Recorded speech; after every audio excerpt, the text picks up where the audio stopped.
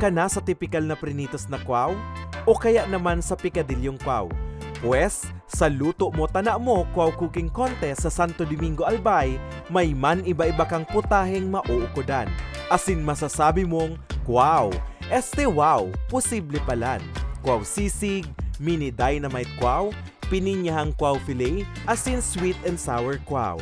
Pirasanaan sa nagralaban-laban sa nasambit na cooking contest. Sa hure, uminangat ng gad ang pininyahang kwaw filet ni Nanay Nancy. Nakaisip ako mag-intra. Ngunyan, dati nag-intra naman ako. Ngunyan, nakaisip ako, sabi ko, ma-intra ako. Kaya ka mga aki ko, ano man ang lutoon mo? Sabi niya ako, adalang ko kung ano ang dapat. Nag-try ako. Pinatanaan ko sa Inda, magana ka na. Ang aktibidad, parte pa ka 9 Kwaw Festival 2023 sa Barangay Buhatan kan parehong Banwaan.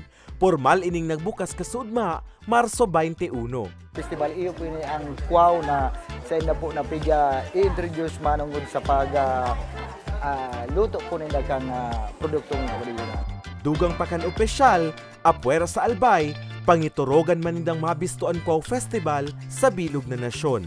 Mga idea po kayo na magapagtaw po ni nga kaugmangan di po sa muyang barangay, tanganin po ang sa muyang komunidad, maugma, nagkakasararo, dili po sa muyang pagsasabi.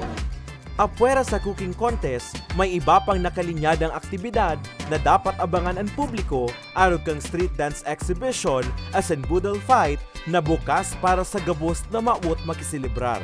Madurar ang selebrasyon sundo sa Marso 26. Para sa mga baretang tataktikol, Carmelo Balia.